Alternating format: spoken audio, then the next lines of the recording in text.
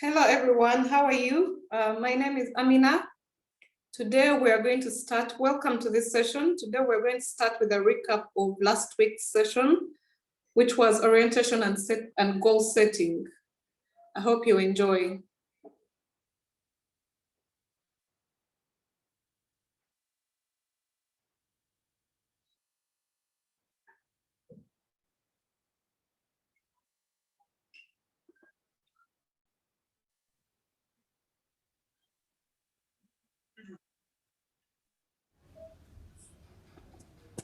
Financial literacy is the ability to understand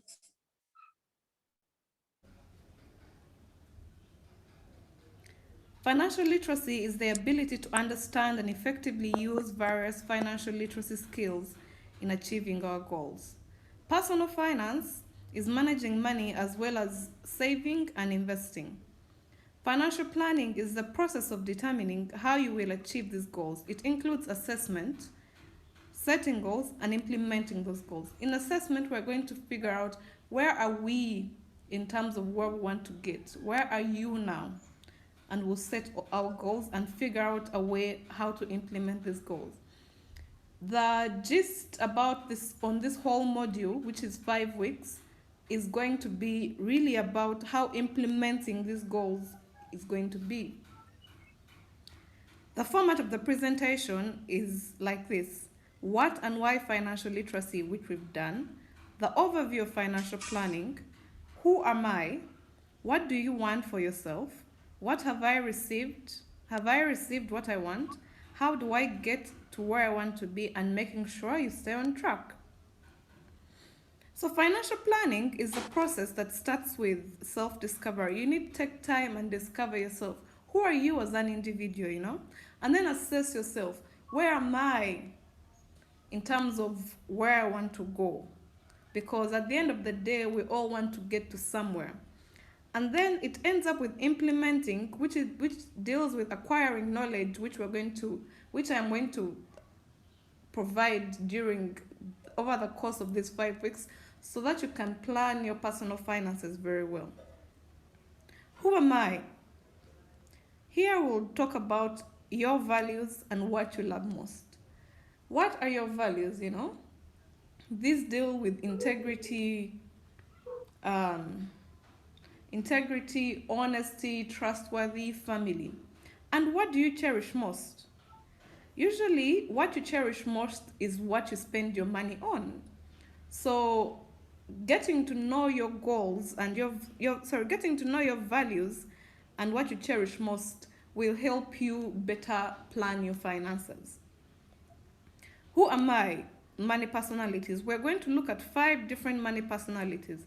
One is a saver, the next one is a spender, the other is a risk taker, a flyer, and a security seeker. A saver. These are people who always save money. They find different ways of saving money. For example, there is the 52 saving week challenge, there is saving 20% of your money, and so many other ways that we'll look at in module 3 about saving. These people rarely do impulsive purchases. They are organized and they always keep a budget. The weakness is they're not spontaneous, and they may usually be called cheap because they are always looking for the item for less. A spender. A spender is someone who gets a thrill just from spending. It doesn't matter how much money they're spending, they're just excited to spend. Usually these are people who give a lot to charity and spend a lot of money on their friends and family. So you see, usually spenders are people who one of their things they cherish is family and friends. The problem with being a spender is they're impractical and they usually break the budget. And they never try finding a good deal, and it's hard to differentiate between needs and wants when it comes to time to purchase things. A risk taker. As you can see in the picture, risk takers are adventurous. They're willing, all they think about is what's the risk involved, The higher the risk, the higher the return. They get a thrill from jumping into financial challenges, and they're good at listening to their gut. They are quick to make decisions, and they always know exactly what they want. Are you like this? The weaknesses with a risk taker is they do not pay attention to detail. The other thing is they're blinded by the possibility of high risk, and they're very impatient because they usually jump to decisions very quickly. The security seeker. A security seeker is someone who wants to know that their future is secure no matter what. So for example, during this COVID period, security seekers are not suffering because they usually have a lot saved up, to prepare for anything that may happen. They are willing to sacrifice today for the safety of tomorrow, which is usually the problem with most of us. We have present bias, which is we are not willing to sacrifice enjoyment today for a secure future tomorrow. However, these people make decisions relying on fear. They may seem controlling, and they may miss out on opportunities because they're taking long to make decisions. A flyer is someone who goes with the flow.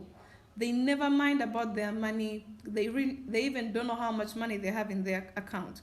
They're not anxious about money and really have no emotional response. And these are people who are not motivated by money. So no matter what the job is and how much you're paying them, you'll never motivate them by the cash amount that you're going to give them. However, they are disorganized and they are hard to keep interested in the financial picture, which may be bad considering if you have a significant other and you're sharing finances. And they tend to be reactionary due to their lack of concern for money. So take a minute and think about it. Which of these personalities am I? The financial planning process deals with assessment, setting goals, and implementing these goals, which is what we're going to look at next. Self-assessment. How are you going to assess the way you are going to achieve your goals? How much you've achieved your goals? Some people may do it by the frequency, which means the number of times you're doing something. So how many times am I saving in a year or in a week? Or how many times am I going to the gym? The other people may use scales, If you're trying to lose weight, the scale may say 80 kgs and your goal is 60 kgs. If you're trying to lose weight, that's how you'll be able to measure your goal, how far you've achieved your goal. The other one is financial. Financial is dealing with net worth, which we're going to look at next. Net worth is the difference between your assets and your liabilities. Your assets are anything that can bring you back cash, that can bring you money, that are probable to bring money for you in the future.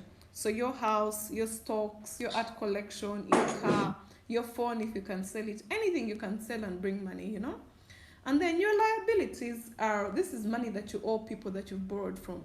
The bank, your friend, your parents, your job, the salary loan you've taken out. So when you get the difference, when you add this up differently and then you get the difference of the total amount, how much do you have at the end of the day? Then what do you want to do for yourself? This is a part of setting goals. We all have dreams. Take a moment and think about your dream. What is that thing that you see yourself doing in the next 5 years? 5 years might even be long. In the next 2 months or next week, what is that thing that will make you smile? What that you dream about and will make you smile? The way to turn dreams into goals is by this acronym here. Make sure your goals or your dreams are very specific. So for example, if you want to buy a car, what type of car do you want? How much money does it cost? If it's a Vitz, it might be 20 million, I'm just saying, I don't know how much it is. Measurable. Make sure your goal or your dream is measurable. How will you achieve it? We looked at how you could measure. You may measure your dream if it's financial by maybe how much money you've accumulated. Is it attainable? Is it realistic? Is it within your capabilities? Do not shoot up so high when it's not within your capabilities. So for example, if I say I want to become a professional painter by the end of 2021, it's not realistic for me because I don't know how to draw. I have failed to learn how to draw. So make sure that your goal or your dream is within your capabilities. The next thing, is it relevant?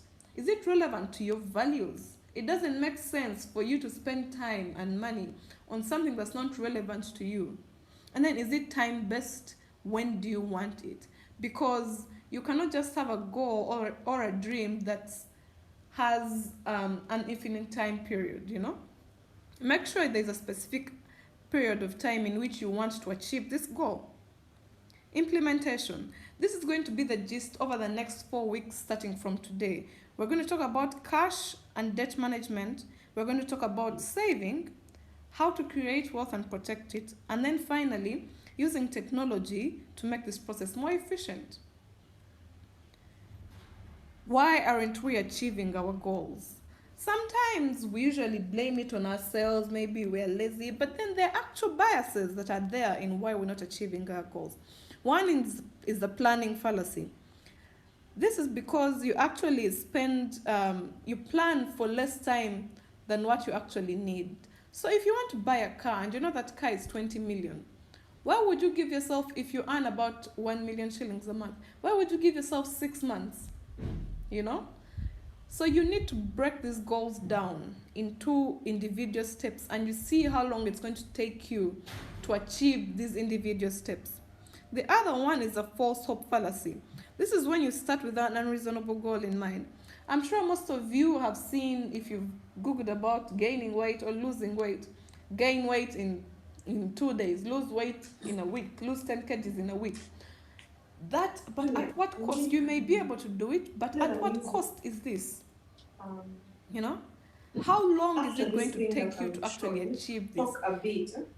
You cannot put in your mind also, because it will lead you, after that 1 week and you haven't lost those 10 kgs, you will lose hope of trying to achieve your goal. Progress bias. We focus so much on the progress that we're achieving, and we tend to forget about the small habits that are going to inhibit that progress. For example, if you're writing a book, why don't you concentrate on writing a little bit every day? Focus on the process of doing it, you know? Do not focus on the progress. If you burden yourself with 5 hours of writing 2 times a week, is it realistic? Yeah, you're going to make progress, but what is the actual process of writing the book that is in? Because you may spend those 5 hours and you have nothing and you write 1 word. And then the sunk cost fallacy. Here is when you usually continue with the wrong goal because you've already spent too much on it. This is wrong, especially when you figure out that, you know what, this is not for me. Just back out of it and do not spend any money, because any more money or any more time and energy on achieving this goal, because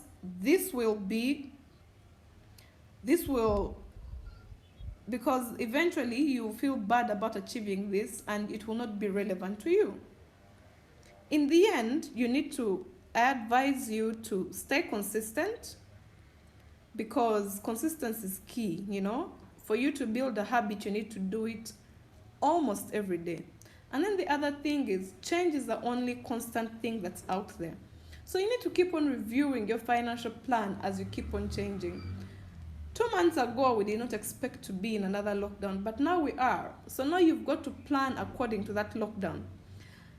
And as change is always constant, you need to keep on revising your plan and reviewing it and changing it. At the end of the day, you need to seek knowledge, which is why you should follow me on my Instagram, my Facebook, and my blog. All my pages are listed.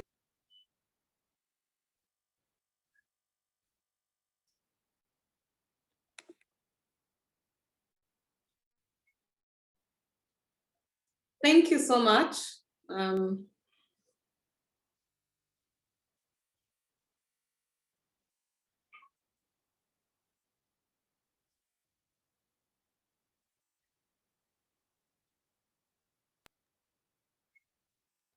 I hope Safe sound. You say you get me, but I know say you the lie with the look in your eyes. Stop acting funny. Sure you know they pick my call, I don't call you 10 times. Yeah, I love you, even when I don't say you the lie. No, yeah, I miss you, even when I don't say you the wrong. No, so now because of Jennifer, now she they do the Jennifer. Oh, I'm looking for that girl. Jennifer. Now she is spoiling your mind like a Lucifer. Hey, hey, hey, Jennifer.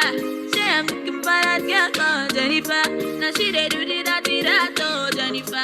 Oh, I'm looking for that girl called Jennifer. Hey, hey, hey.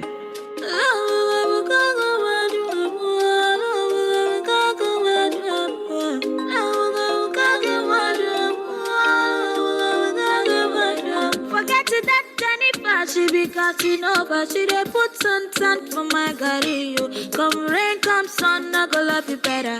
But Jennifer, the lie, she just want your money. She be Karashika, and she go give you fever. If you look into her eyes, you go notice she's a wizard. I see you fine, Ronaldo, you dey cause a wall. Yeah, another girl walk, yeah, another girl tap. Stop lying, you like go fi kill somebody. The way you do, I don't feel sad though. You're like a fi killing somebody. Oh my God, oh, stop lying. You know I love you, my darling. The way you do, I don't feel sad though. You're like a fi killing somebody. Oh my God, yeah, I love you. Even when I don't say it a lie, no. Yeah, I miss you. Even when I don't say it at all, no. Should not because of Jennifer. Now she they do the that, Jennifer. Oh, I'm looking for that girl called Jennifer. Now she is spoiling your mind like a Lucifer. Hey, hey, hey, Jennifer. Say I'm looking for that girl called Jennifer. Now she they do the that, oh Jennifer. Oh, I'm looking for that girl called Jennifer. Hey, hey, hey.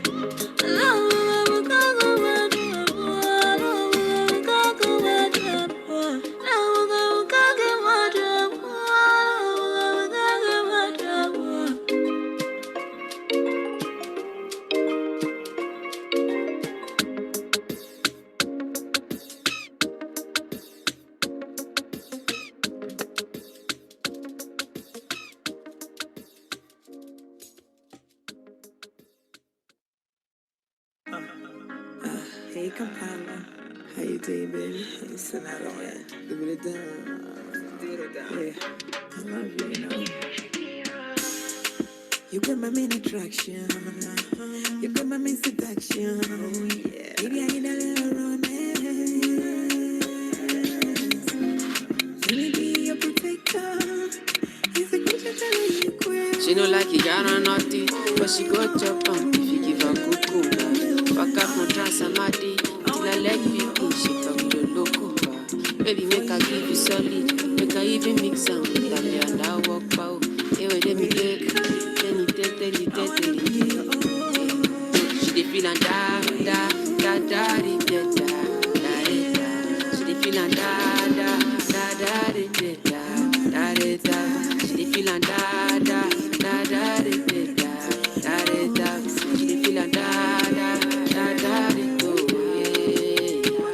She said till infinity. She said make her put it in. She said till infinity, oh. She said make her put it in. We are take Kalauska, cover me like babushka. Would you like to get my kiwa? And your body, you different animal. Sangalo me like a JJ. Make I beat on like I'm Sonny Wiki. It's what you do with the banana. Go determine if you go get us for banana. Very much show yourself, do what you do. Use Kayamata, you feel use Juju. They don't play me your tape for artillery. You they use collect boy salary. Make I put firewood for the fire. Send you the wire. Now you I go am and I no go retire. Bedroom voice be like say you did for the choir. Do re mi so lati do mi lala. She dey feel and da da da da da da da. She dey feel and da da da da da da da. She dey feel and da da da da da da da. She dey feel and da da da da do. She said till infinity, oh yo yo. She said make her put it in, put it in, no. She said till infinity, oh, infinity, oh. She said make her put it in, no. She said till infinity, oh yo yo. She said make her put it in, make her put it in, put it in, put it in. No, no, no. She said till infinity, oh, infinity, oh, infinity, oh. She said make her put it in, make her put it in, put it in, put it in. No, no, no. Make I put firewood for the fire. Beep. Send you the wire. Now you I go am and I no go retire. Bedroom voice be like say you did for the choir. Do re mi so lati do mi la la.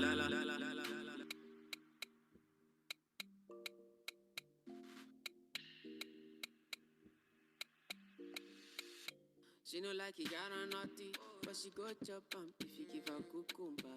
Waka from Transamadi till her leg picking, shake her with a locumba. Baby, make her give it.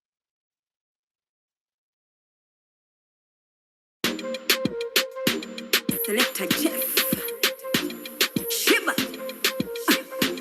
B.I.T.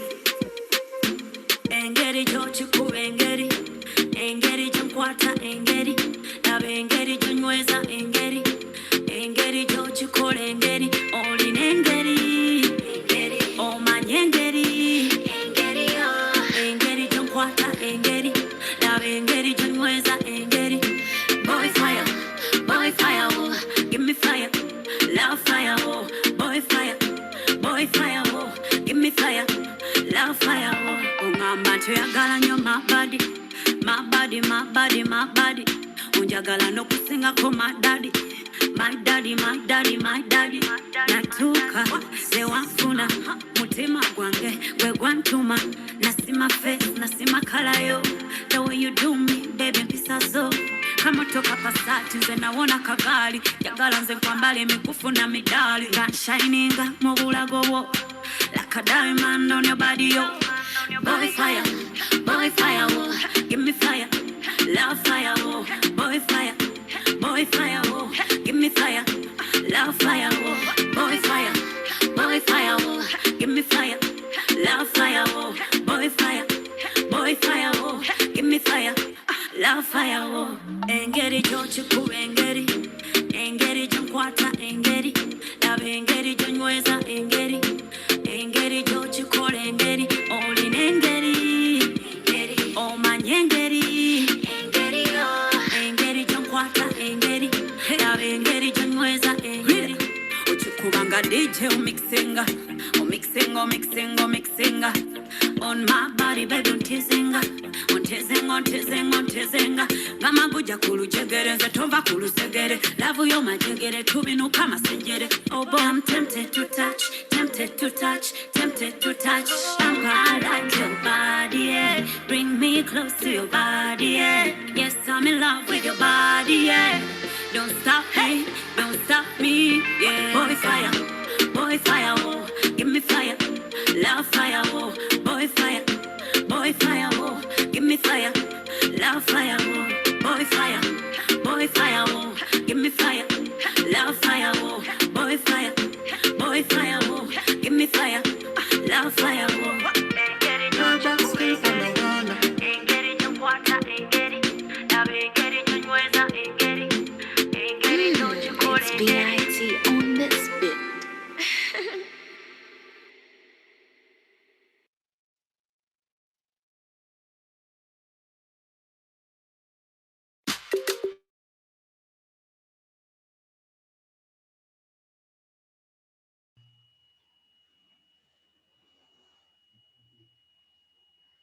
Well,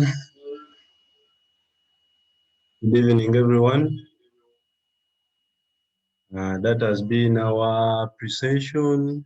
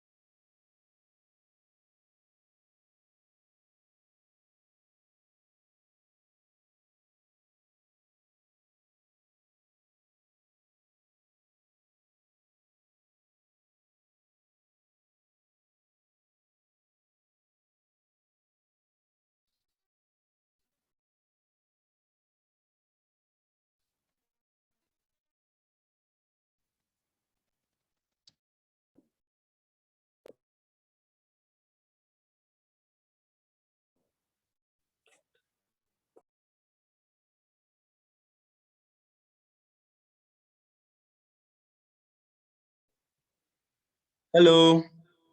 Hope you can hear me. Let me confirm. Yes, please, we can hear you. Oh, thank you. Now, I was welcoming you from our pre-session, the recap of the previous session, and the music you heard. I hope you've enjoyed the fun.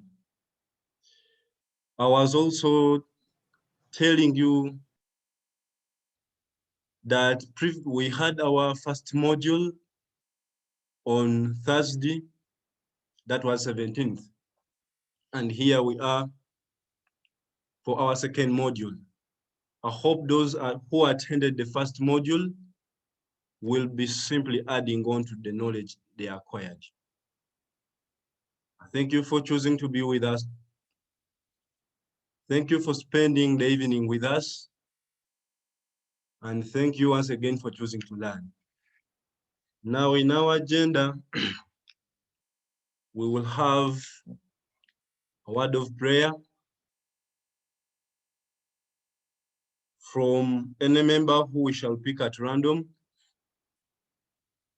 We shall have some simple talk about the presenter, reintroduction, recap of what we learned in the previous module. That was our module 1.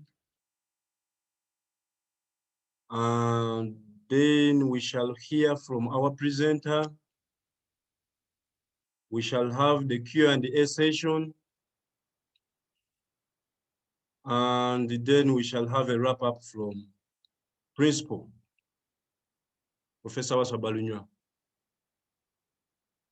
To begin with, I'll choose at random the person who lead us through our prayer. And Miss Akelo Sophia, please, would you lead us? Would you pray for us?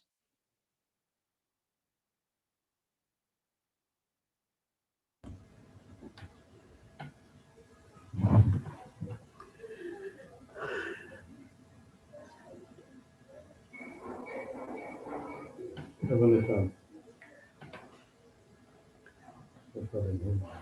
The Father in heaven, the God of Abraham, Isaac, and Jacob, we want to give you glory and honor for giving us this opportunity to meet through Zoom. I believe it was your purpose. Thank you, Lord, for this discussion which is going to come up. We thank you for the organizers and even the participants who are going to join in. We glorify your name in the name of Jesus Christ our Lord. Amen. Thank you. Thank you. I hope God answers. Now, I'll talk about our previous session, which we had. It was about goal setting. And in the session, our presenter talked about how do you set your goals to achieve financial excellence.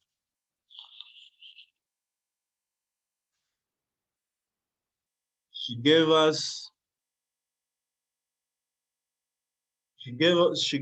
an overview of financial planning, the different personalities in finance,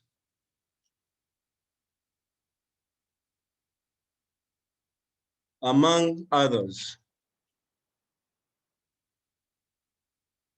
At this point, I would like to introduce our speaker tonight,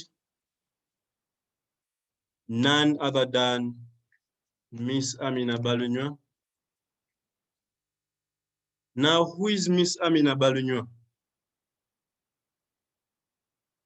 Miss Amina Balunywa is a young lady, so passionate about finance. And it is due to her passion for finance that we are attending sessions like this. Now in her journey, she has been supported by a number of people who simply would call mentors. However, I'll pick out two most outstanding ones. That is Dr. Katorogo Mindra. Whenever she speaks about her financial journey, she can never skip Dr. Katorogo Mindra as her mentor. Dr. Katorogo Mindra, wherever you are, we would like to thank you for the mentorship role you played in Amina's life. Would like also to recognize another outstanding mentor. That is Professor Waswa Balunywa. All of us know, or most of us, Professor Waswa Balunywa is the outstanding taproot that most of us emerge. We learn from him day to day, day in, day out. He guides us. We make mistakes. He's always there to guide us and show us the right way. Professor, I would like to thank you for not only mentoring Amina Balunywa, but for your continued mentorship to whoever reaches you. Thank you very much. Now, Miss Amina Balunywa is a lecturer in the Department of Finance at MUBS. She holds a Bachelor of Science in Finance. She holds a diploma in business management. She's currently pursuing her MBA. Now you look at her profile and dare to believe that you're being handled in the right hands. At this point of time, I would like to welcome our presenter tonight.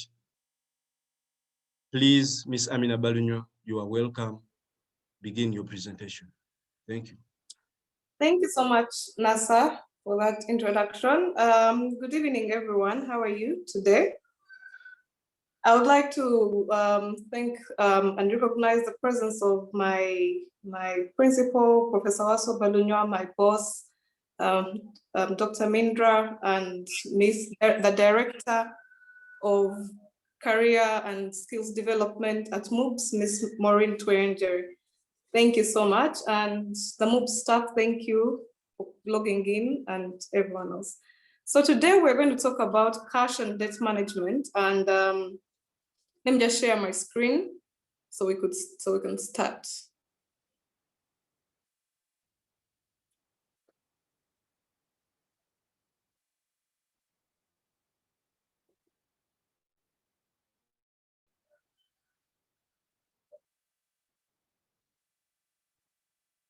So this is module 2. Last week we had module 1 that was talking about goal setting and cash management. So I still go through what financial literacy and financial planning is. Financial literacy is the ability to understand and effectively use various financial literacy skills in achieving our goals. For example, budgeting, saving, you need to understand taxation and investing. Personal finance is just managing and investing your money well. And financial planning is all about trying to achieve your financial goals, which includes assessment and goal setting. So it's going to be the format of my presentation. I'm going to start with a case study, and then from that case study, we shall understand what debt is and how it comes about, when to acquire debt, the strategies to pay off debt, and what cash is, where does our cash come from and go to, and the tools used for managing cash flows, and then my recommendations later.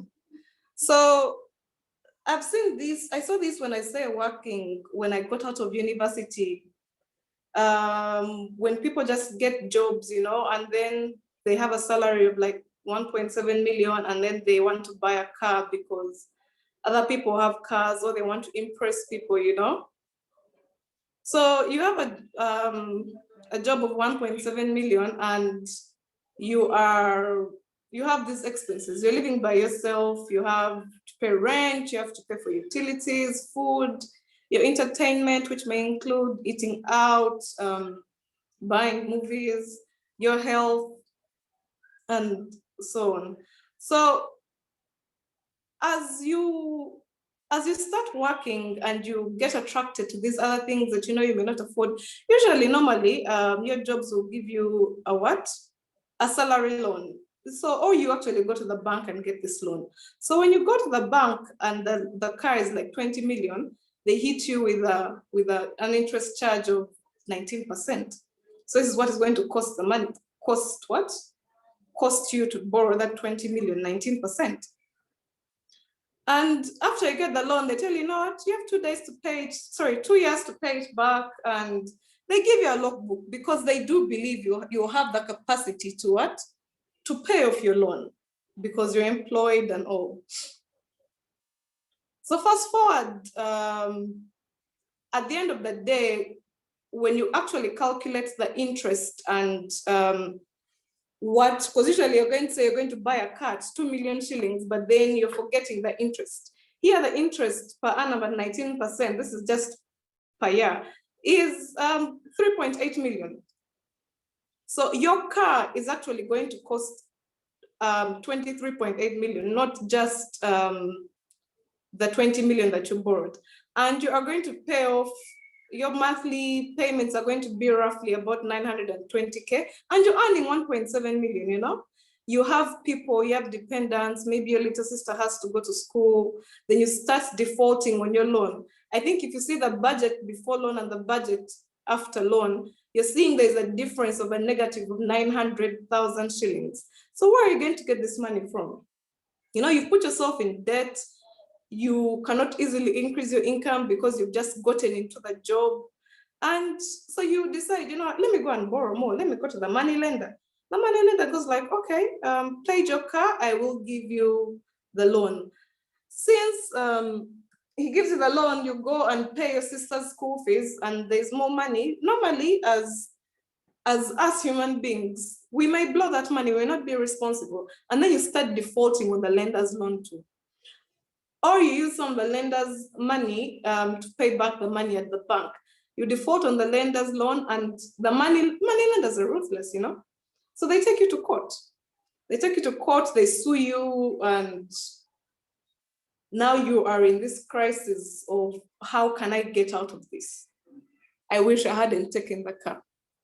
So what are some of the effects of this? One, you're not going to save.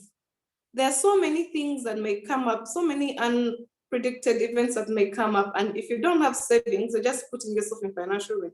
For example, like I talked about last week, who knew we were going to be in a second lockdown?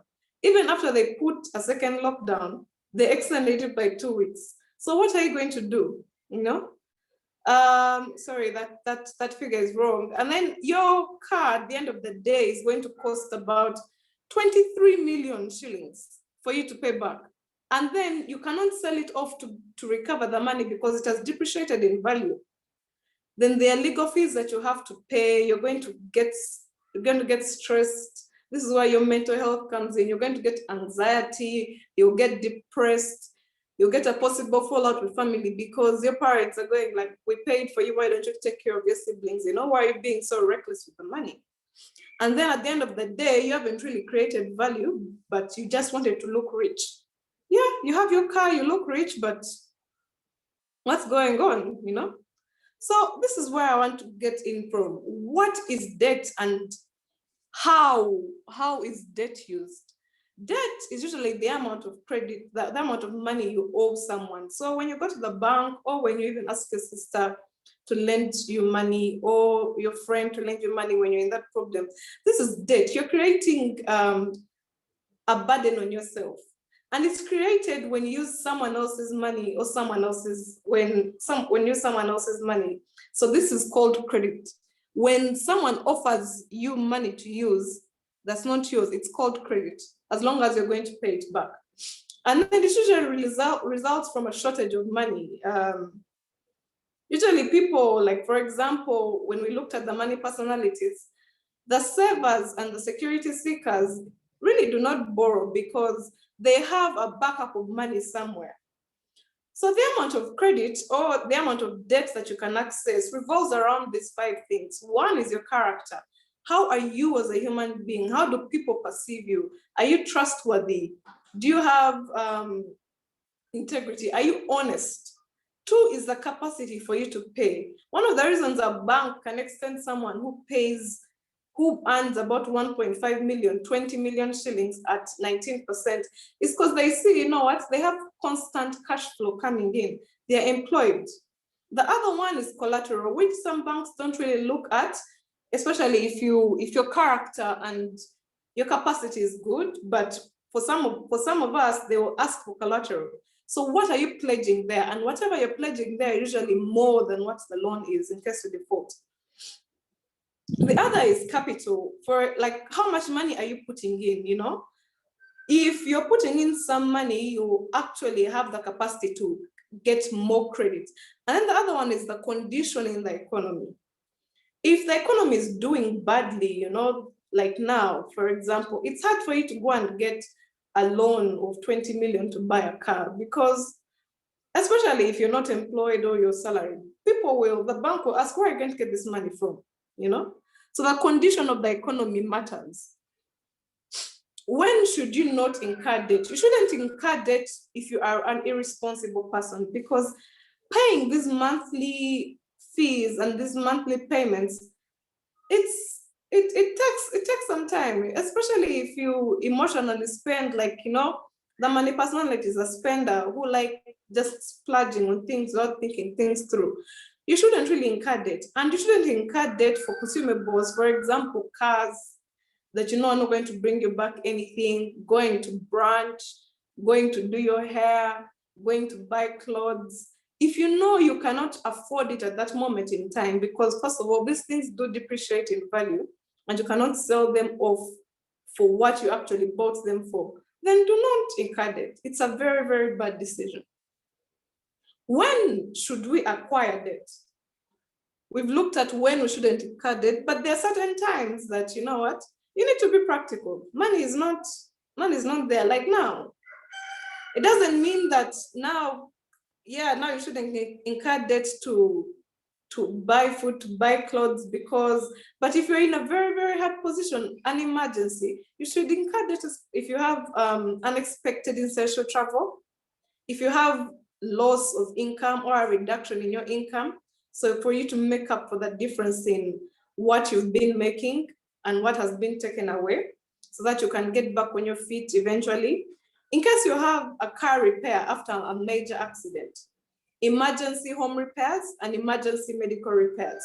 But still, these emergencies, it would be best for you to have something called an emergency fund, because this is a fund that you'd use for these emergencies. But if you don't have, this is when you can incur debt, and it would be worthwhile. You will have to pay a cost for it, but it will be worthwhile. It will help you out. The other point when we should incur debt is over a period that the asset is going, over the life of the asset, you know.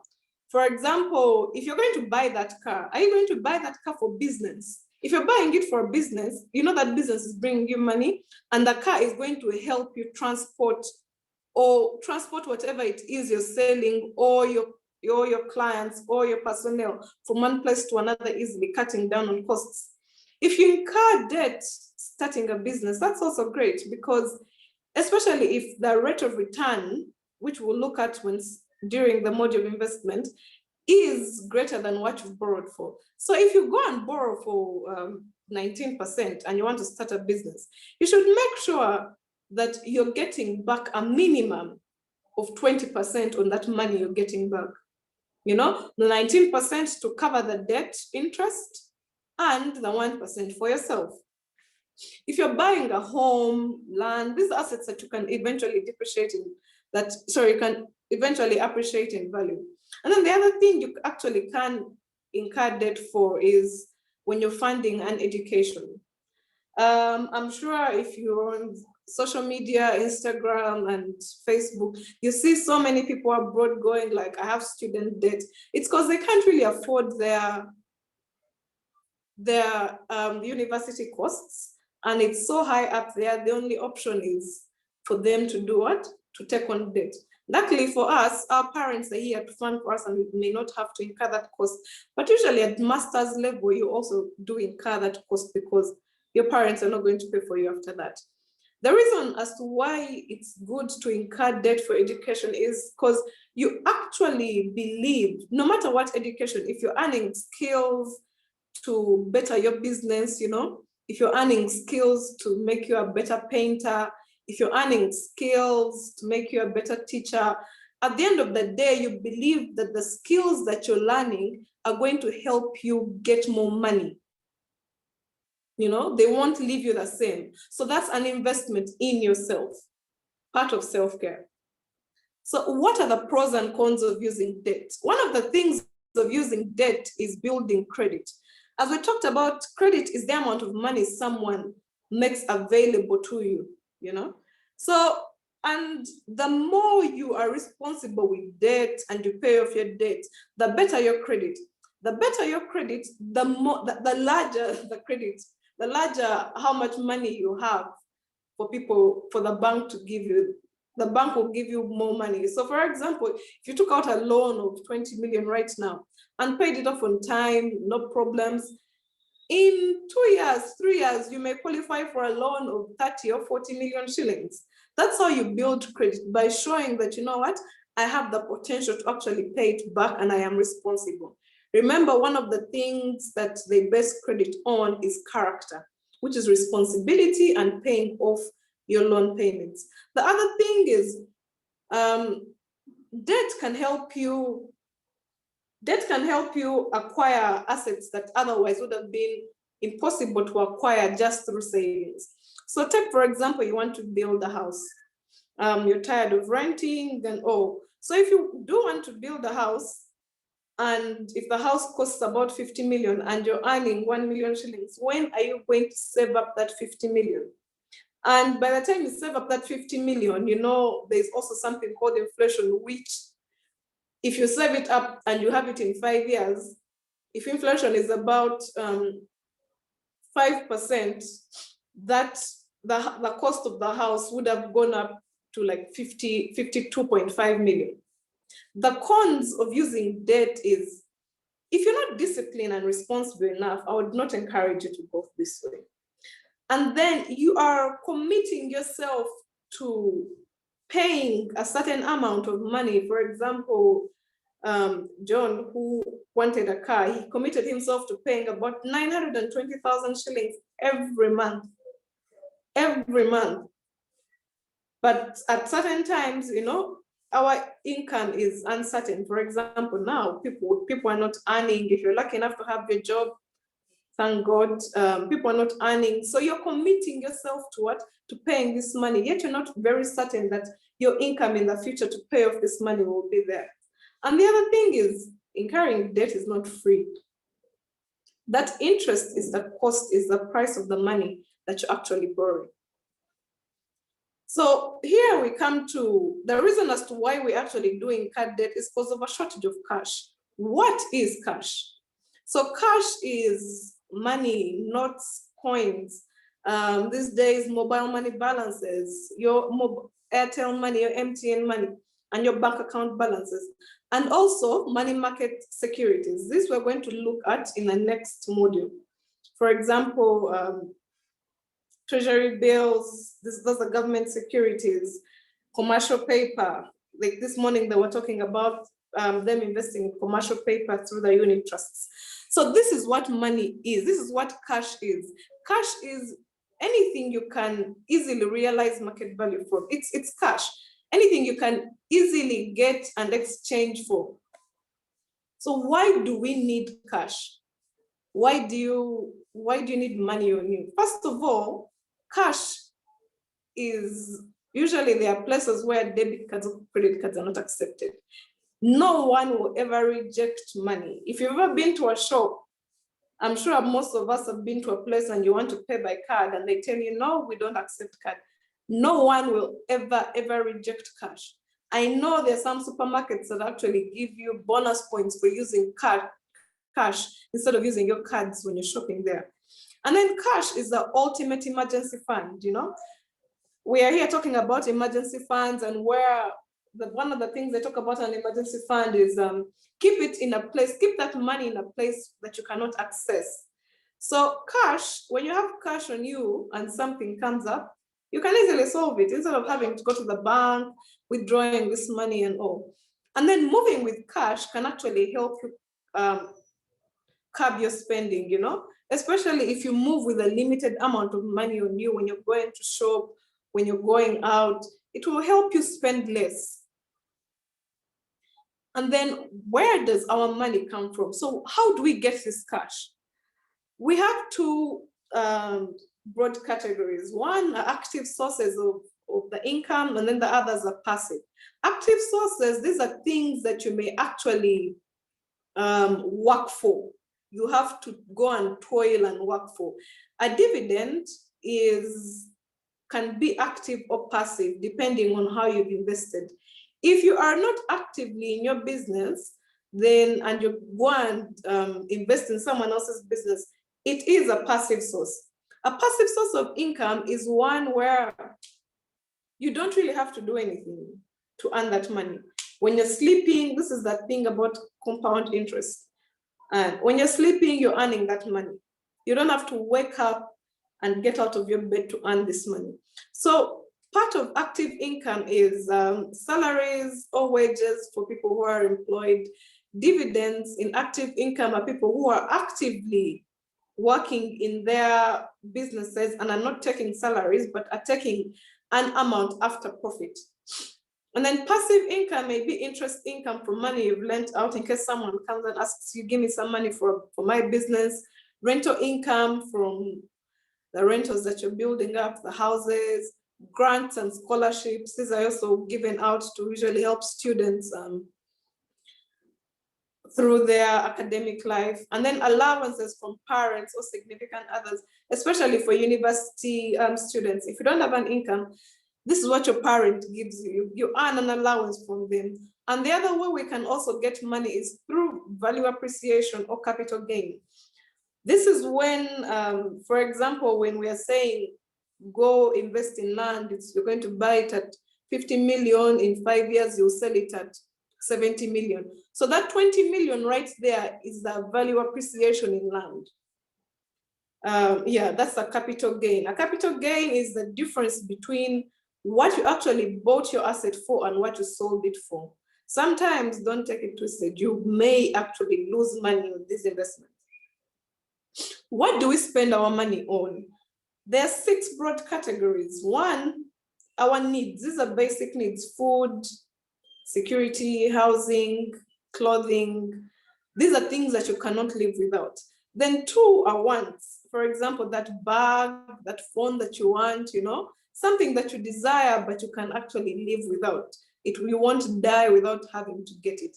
The other one is savings. Some people get surprised when I put this in this category.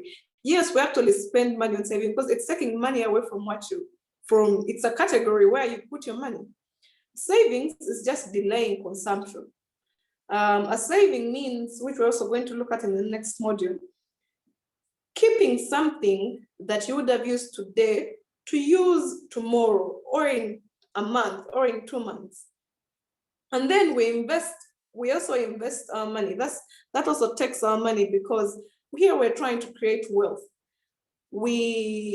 Money is taken through paying back money we've borrowed and also donations. We've had so many weddings last year, and to be a good friend, a good relative, you should give some money, you know? This is money you give out for free. Or when you go to church, and you give out tithe, that's a donation. That's money you give out for free and you know you're not going to get back. So one of the ways that we're going to manage our money is through budgeting. And there's so much controversy around budgeting.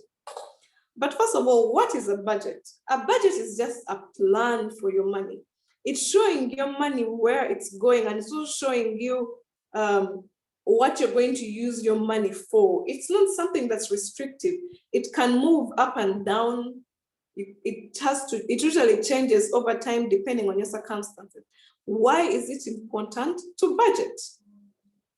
One, it helps you manage your monthly expenses through tracking them. So you know at every month I'm spending about 300,000 on food, 100K on health. Two, it helps you prepare for unpredicted life events, because in your budget, you should include your savings and your emergency fund. It will help you afford big ticket items. For example, buying a house, like saving up slowly. When you budget for it, if you want a phone, let's say, you put it in the budget and you say, this is when I want the phone. How much can I save every month? Because at once you cannot actually afford the phone. And then it helps you see if you have enough money for your expenses, you know, because the budget, the way you create the budget is you get your income and you get your expenses and see which one is heavier than the other.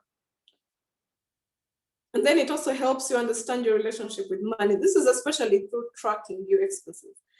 When your budget will show you where you're spending your money. In the first module, we talked about what you cherish the most and your values. So a budget will help you show, am I spending my money on the things that I actually care about the most or not? What are the types of budgets? There are three types of budgets. One is a deficit budget, the other is a surplus budget, and a balanced budget. A deficit budget is where your income is less than your expenses. A surplus budget is where your income is more than your expenses.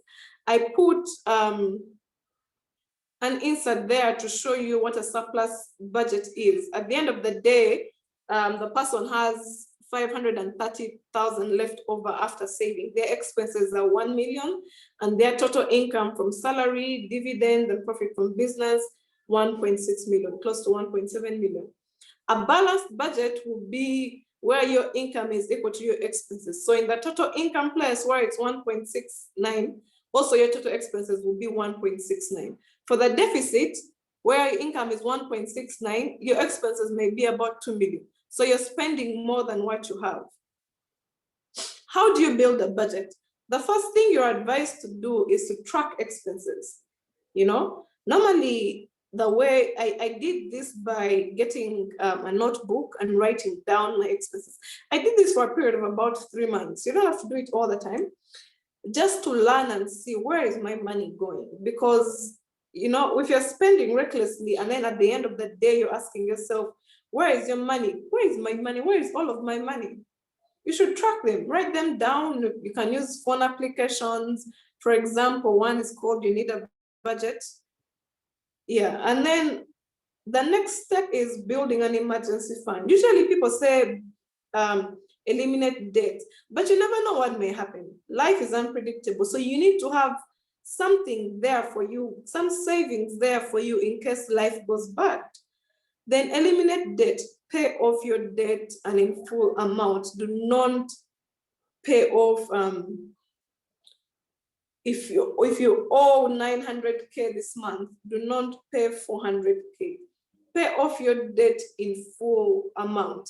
And then the other way is downsize and substitute. Here, the way when people start saying that budgeting is restrictive and all, it's because people tell you cut out the small expenses that you like that are not relevant. But I don't believe so, because then one day you will just blow up and just go like, let me just go and spend this money. Find different ways. For example, if you're low on cash and you have a gym membership, get YouTube videos. If the gym membership is 150K, instead buy data of about 30K a month and work out from home. you know, find a way to substitute your desires with cheaper desires.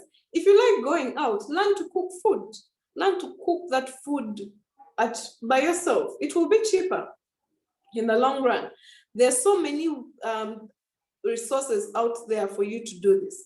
And then the other thing is you need to find new sources of income, especially if you want to create wealth. You cannot create wealth basing on just the concept of saving.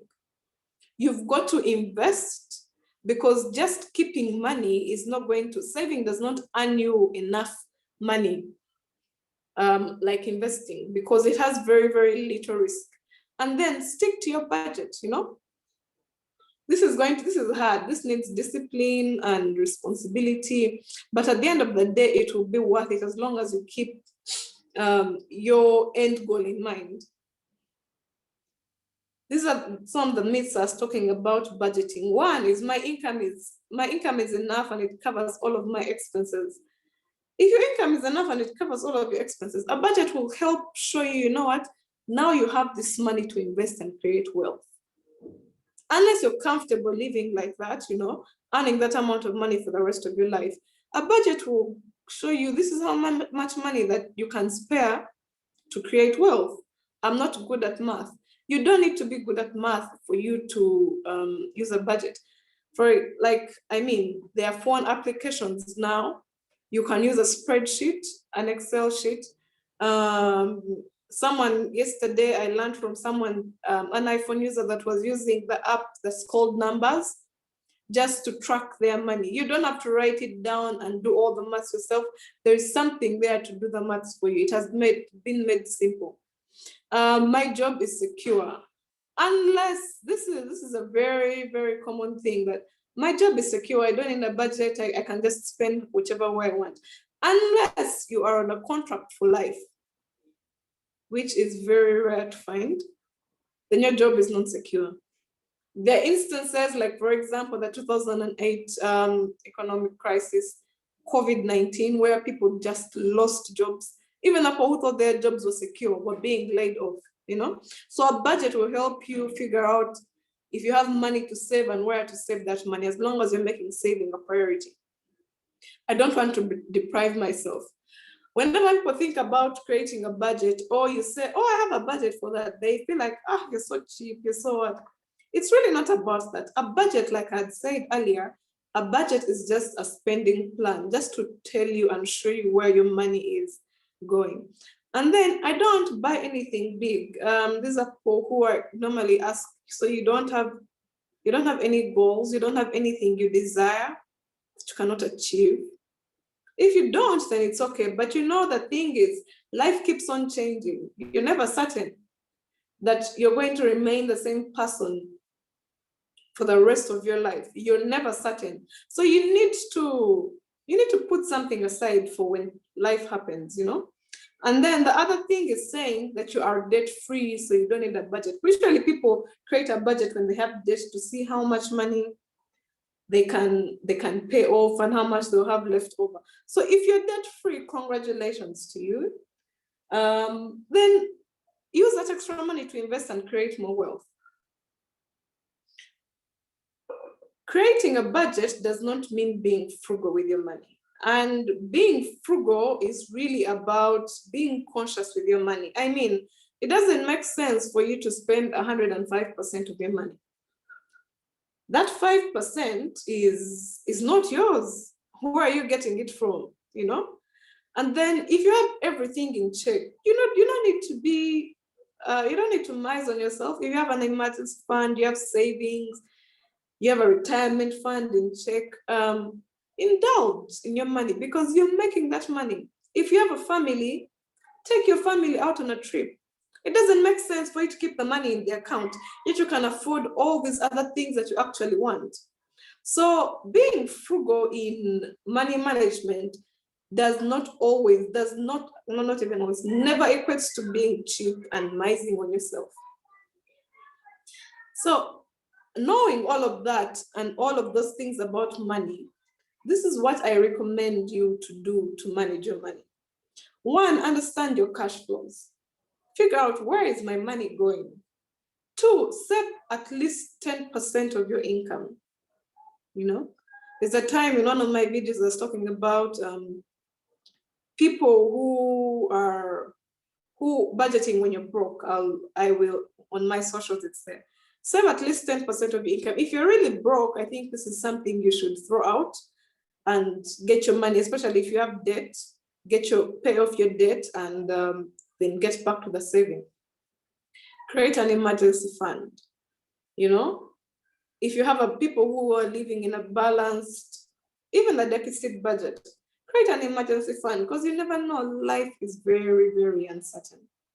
Differentiate between needs and wants. This is something I add for the spenders. If your money personality is a spender, you need to learn how to differentiate between a need and a want, because for you just get a thrill out of spending money. No, doesn't matter whatever you're spending on, just a thrill. And then set financial goals, you know? Figure out how much, if I want to save, how much should I save? How much do I want to have by the end of this year? And then try and achieve those goals. The other thing is review your budget constantly. Think before you spend. Do you really need this, or is it just emotions playing on you? Save up for big purchases. If you have a car and you know paying off debt will be hard for you, just save up for the car, you know? Stop listening to peer pressure and doing whatever. Oh, you don't have a car, you don't have this. People who make you feel like that, I guarantee it will not be there in 2 years to come, even 1 year. Will not be there to support you through your hard times. So stop going according to what people want and just do what's best for you. Prioritize your finances and invest, invest, and invest. I cannot stress this enough. This is a module of wealth creation, and you only create wealth through investment, which is going to be module 4. Thank you for giving me the time to listen to me. Any questions, please?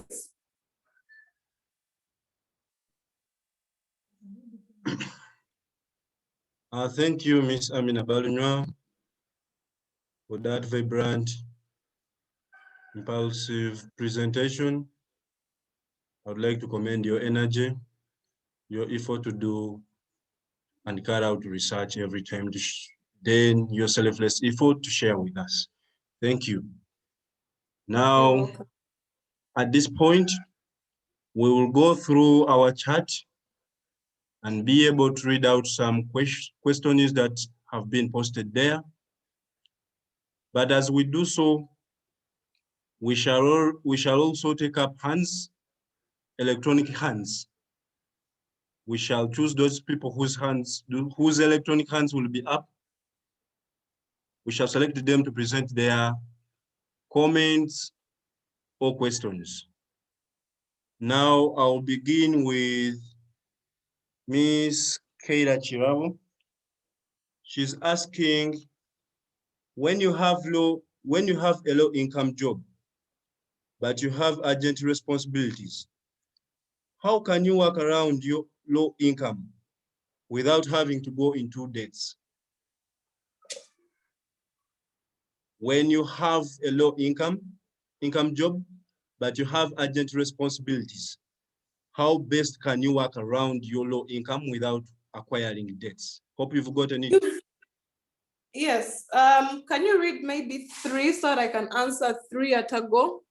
Another question is from Sala Apollo. She's asking, how can you successfully get out of debt burden? Hope you've noted that. I'll go to the 3rd question. Actually, I can't see any other question.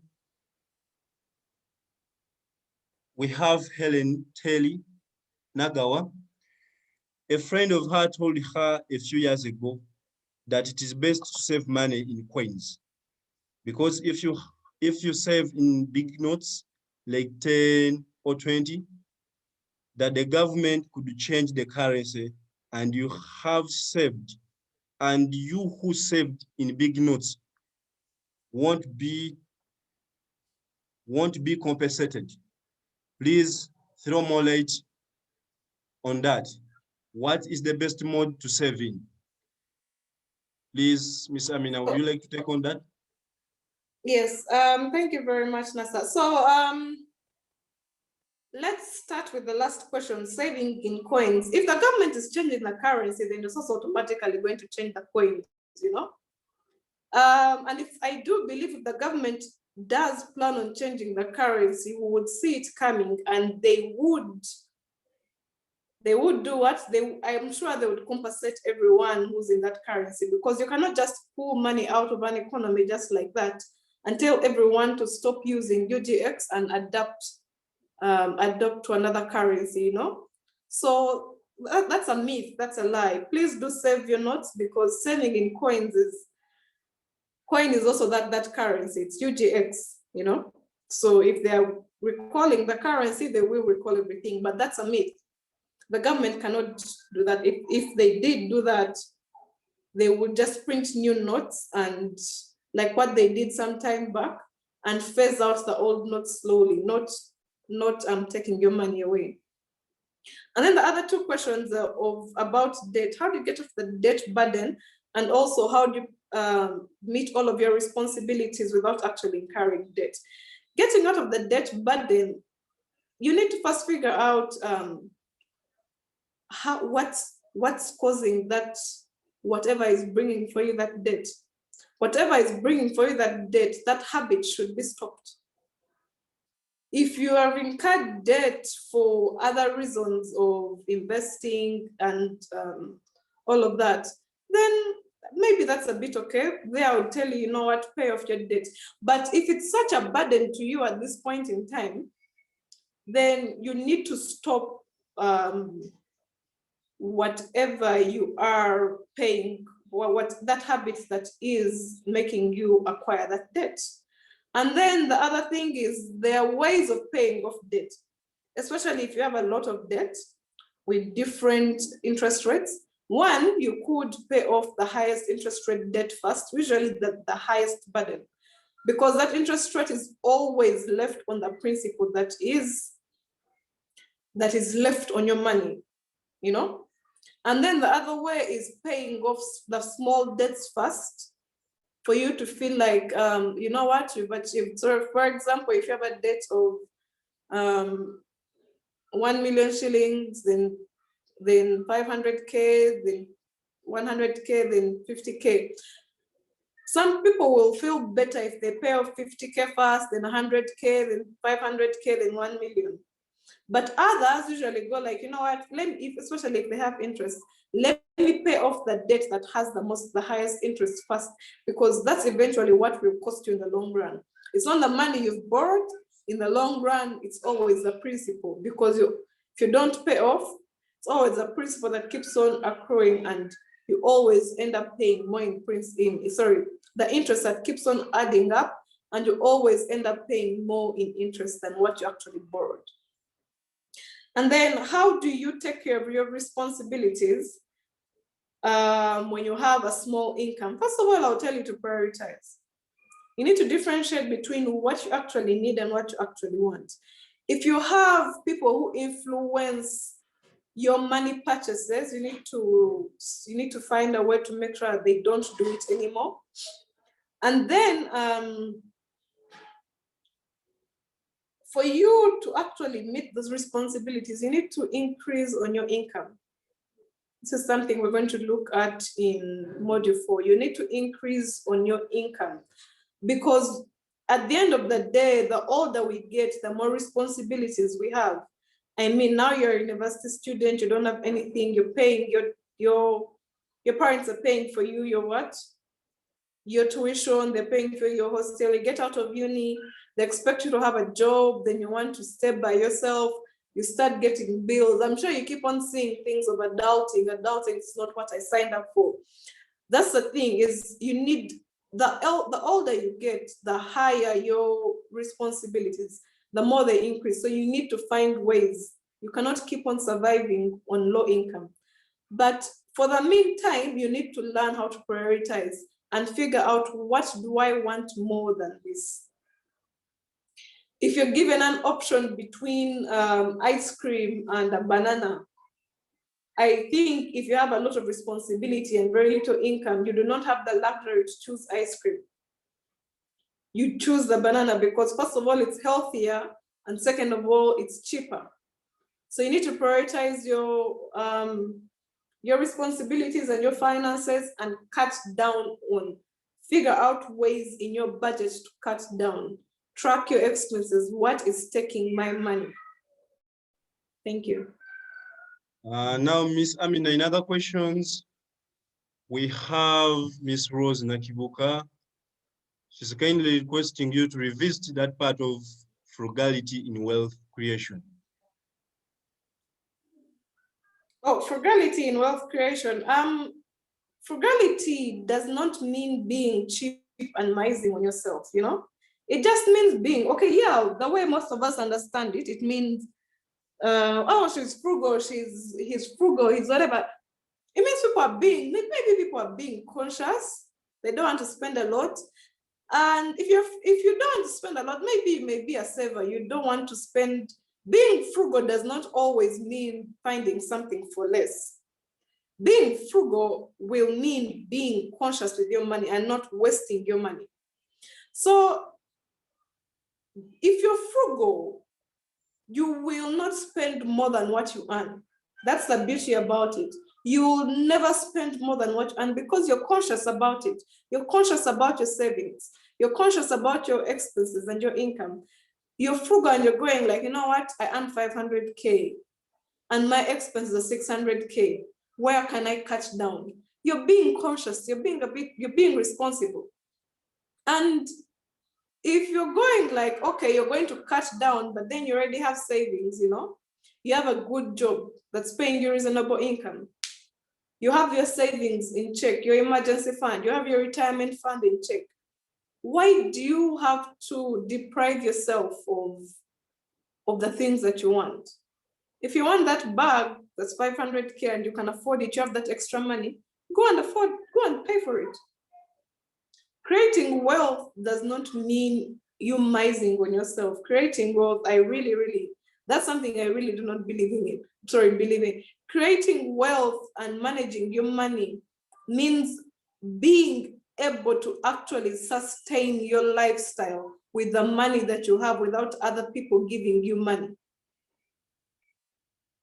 Having the ability to sustain your lifestyle by yourself. If you are renting and someone else is paying for you the rent, but if they go away, what are you going to do? You see, this is where the frugalness comes in. This is where the consciousness comes in. Thank you. Another question on board is from Samstan. He would like you to explain how can you buy treasury bills. How to buy treasury bills? You need to open up a trading account. That's something we're going to look at in module 4. Sorry, not in module 4 actually. In the next module because it's a way of saving. Yeah. So please stay checked in for the next module next Thursday, starting from 5:30 p.m. Mr. Samstan, hope you will join us next Thursday for your answer. Another question is from Miss Justin Kagaba. She's asking, is subscribing to a number of insurance policies a good form of saving? You need to understand what are these insurance policies for. If they're for saving, then yeah, you can, but I do not believe insurance for saving is the most effective thing because insurance is also looking to make money from you. But yeah, you can.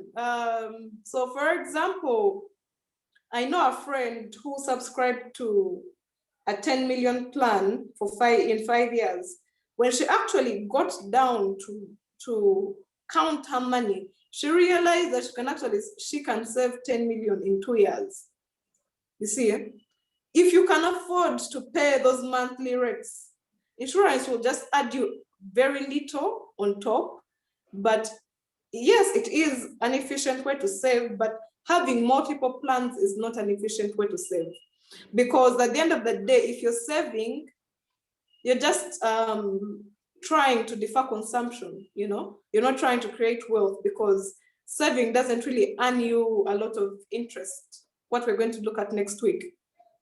So if you're saving, if you're buying these plans in the thought of I'm investing, then that's wrong. But if you're buying insurance plans, the most I know that actually do that are like life insurance, and yeah, I think the Sure deal from UAP, which also life insurance. No, not really. I would urge you to, if you can meet those monthly payments, you would rather save somewhere else where you're not going to get a fine for not actually putting that money in unit trusts, for example, because I think the lowest amount for some of those insurance plans are how much? I think 150K. Unit trusts are 100K, treasury bills are 100K, and you're not going to get penalized for not depositing money, unlike insurance. So multiple insurance plans, no. But if you are insuring against something, which we're going to look at in module 4, against your wealth, then yes, you can. We'll look at those insurance plans in module 4. Miss Amina, I request that in the interest of time, we take up 3 more questions, then we have Dr. Rechumindra wrap this up. All right, thank you. Our next question on board is from Mr. Mugoya Matuf. He's asking, what are the tax implications on acquiring debts from financial institutions? What are the tax implications on acquiring debts from financial institutions? Well, the tax implication if you're acquiring debt from financial institution is, this only applies usually when you're a business. They don't deduct tax from you as a person, because you're not using it to, you're not paying taxes. So there's really no tax implication on your end when you're incurring debt for personal use. But if you're incurring debt for business use, then you will subtract the amount of tax that you're paying. For example, if the rate is 30% and your interest you're paying is about 1 million, you subtract 300,000 and you do pay back 700, because the debt interest is deductible for tax. But if it's personal, it's not on you. They will tax the bank because it's interest for them, but you will not get deducted. Thank you. We have another one from Miss Justine Kagamba. She's on the issue of frugality. How does one deal with social activities that come in, especially where one has to deal with big families and also friends who are social animals without being labeled a mean person by your own people? I repeat. Okay. This all depends on you. Sorry for that. This really all depends on you and if you care about what people's perceptions of you are. If you do believe that you actually cannot afford it, then why go ahead? You know, most of us suffer through this peer pressure. How will they look at me? How will they do this? This really depends on you, not on your family, not on your friends. If you tell them that, you know what, I cannot afford it and I cannot go in for it, then that's the honest truth. If someone feels bad about doing what you say you cannot afford it, yet you realistically cannot afford it, then that's on them. But that depends on how much you care about what people think of you. This is what I was talking about at the beginning. When you borrow to buy a car because you want to be perceived as rich, at the end of the day, you're going to end up in financial ruin for this, because of this. So stop caring about what people think. If you cannot afford it, you can't. If you can, good.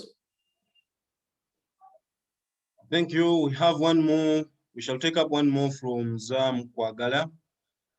She's simply asking, are there any tips for saving well on a low income? Because, yes. Because sometimes Because sometimes she's saying that sometimes the budget is tight and one has to use the savings saved that month, so the savings don't increase. Also, which ways can one invest, especially with a small business? Yes, there are ways of saving. When you're on a small budget, please keep in check. Please keep locked in. Next Thursday, we're going to talk about this, and also the other Thursday we'll also be talking about investment. But I would really love my Dr. Mindra to actually talk about this, because this morning she led us through investment in unit trusts. Dr. Mindra, could you please help me answer this question about saving and investment as you continue with something, how cash and debt management?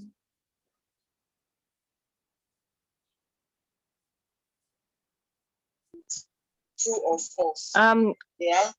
Amina, please say that again. I think I lost you when I only had my name. Oh, she said she's asking, how do we save when you have a low budget? And I told her this is for next time. And also they're also asking how do you invest when you have a small business? And I told them you had led us through a session this morning on investment in unit trust, so you can answer this question very well. Okay. So the issue of how do we save when we have a low budget, it's basically, and I like that you showed the budget. And I saw in the chat room someone asking, let me just start from providing context. I saw someone in the chat room saying, was it, can you, what was the question? Something to do with budget. I have lost it. Would you encourage to include budget into debt? Yes, debt in the budget. I think you perhaps responded to it. You see, debt should be in the budget because it's an expense. A budget has income and expense. So your budget should have your loan as the expense, the loan amount. So answering how do you save when you have a low budget? You save what you have.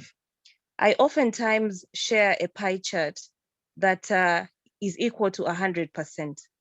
And in that 100%, you have your expenses, which are mandatory expenses, and those that we call the main expenses that you must incur. You can't do without them. Then you have your savings, your investment, and perhaps your reward, or you reward yourself.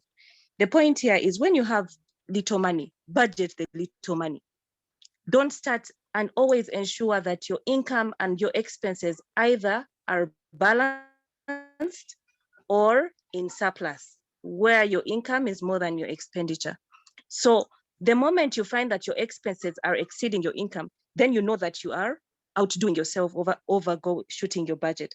So the answer here is basically you have a low budget, stick within your budget and try to up your income. Amina goes into explaining the different types of investment. For instance, unit trust, she's talked about compounding interest. These are different ways that you can increase your pots of gold. And the pots of gold are your sources of income. Go on a hustle, do some side work besides your salary so that you increase your income budget line and also match your expenses. So that's a very simple response to how do we save when we have a low budget. Try to, as much as possible, to up the income line for you to be able to increase your expenditure, to invest more, and also to save more. And investments vary. Most of the financial investments or instruments right now, you can save starting from 100,000 shillings, okay? So save into instruments that grow your income line so that you're able to see your budget through. I don't know if that answers you, Amina. And someone talked about how do you save in your business? Is that right? Did you say that? Invest for a small, invest in a small business? Invest for, how do you invest in a small business? Yeah, If when you have I can make reference to your, when you have a small business, how do you invest in it or invest for it? I think the question wasn't clear, but I think how do you invest for it? This is about how do you invest in a small business? How do On you a low- invest in a small business? on Well, a a low business, when we look at a business, we look at a business in terms of its revenue and its expenditure line, right? Just like a budget is designed. So when you have a business, what does small mean? Is it a business that is capital worth is 500,000? Then how your intention of entering this business is to grow your retained earnings and also to grow your revenue. Then you have your mandatory expenses. Those you must be able to have a very clear list or stock of your expenses.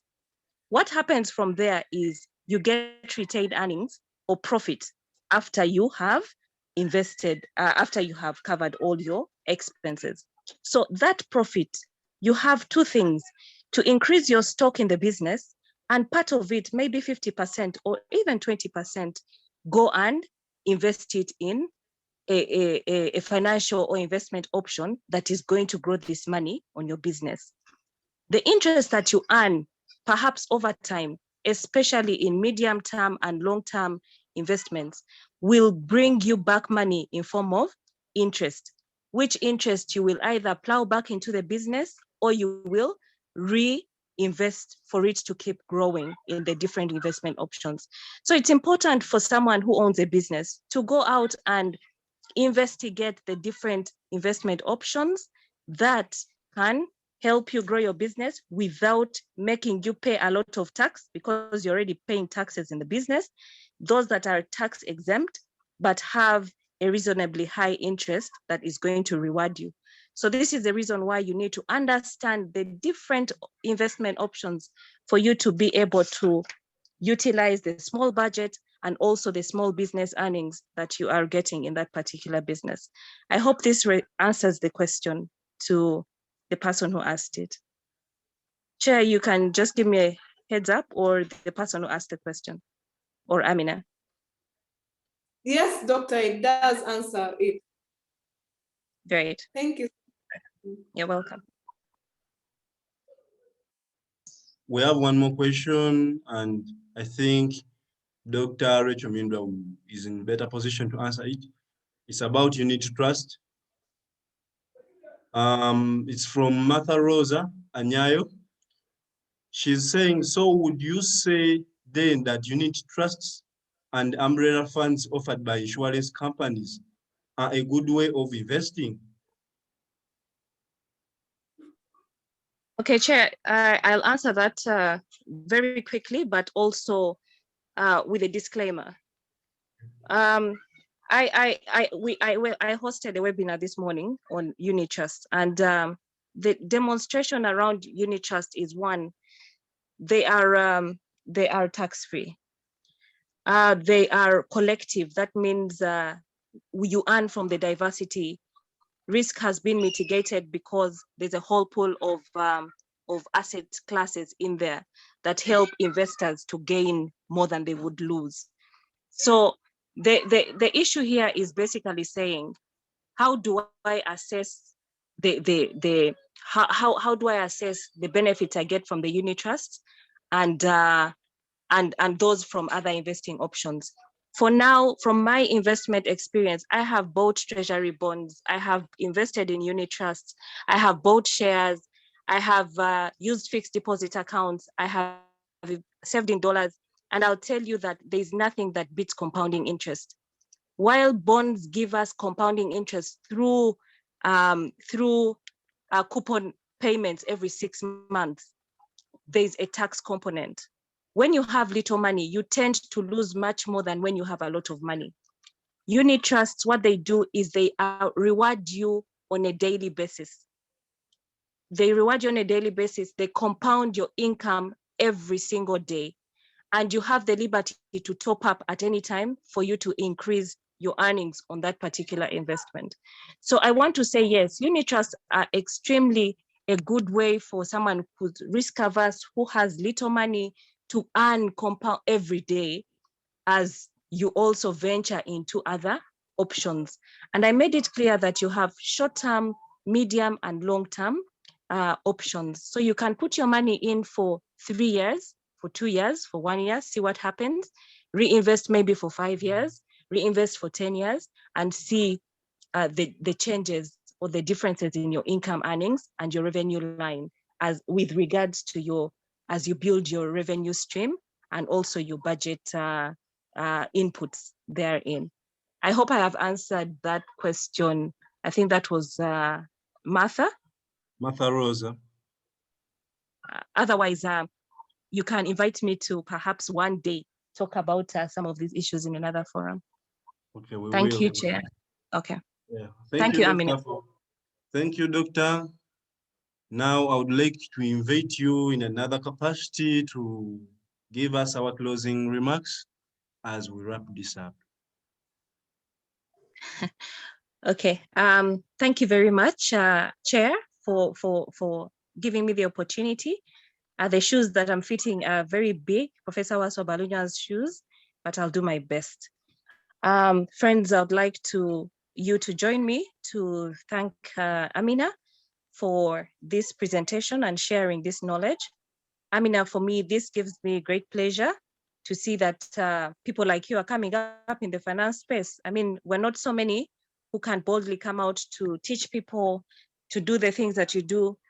And listening to your second presentation, I've seen that you have taken time to do research. The space is dynamic. Also engage with other people to seek their views, to seek their indulgence in some of the issues that you're sharing. However, you are on a great road. Thank you for making your contribution to different people. And I am here to say thank you on behalf of the participants. I wish you well in the journey. And I wish to thank you all members for the support and logging on to this call to acquire knowledge, especially within the finance space. This is my forte and this is my interest. And I'm happy to continue engaging with you, Amina. Thank you very much, Amina, for the session. And I wish you all the best. I hope everyone can keep safe and look after themselves. We wish all the people who have lost their loved ones and who have people who are sick the best and a lot of comfort. Thank you, Chair. And I'd like to say that we can close this session. Over to you, Chair. Thank you, Doctor. So it's a pleasure to have mentors like you on these platforms. I would like to thank everyone for choosing to spend these 2 hours with us. Thank you for choosing to learn. Thank you for choosing the journey to advance your knowledge. Ms. Amina Balunya, thank you for your continued efforts towards carrying out research and your selflessness that you go ahead and share with us the knowledge you gather. Thank you, it's not easy. We pray you continue with your research. We pray you continue with your endeavors. Now, what I would like to urge our friends as we close off this, please, let's meet next week, same day, same time. Invite a friend, let's come in big numbers, let's share knowledge. Thank you, stay safe.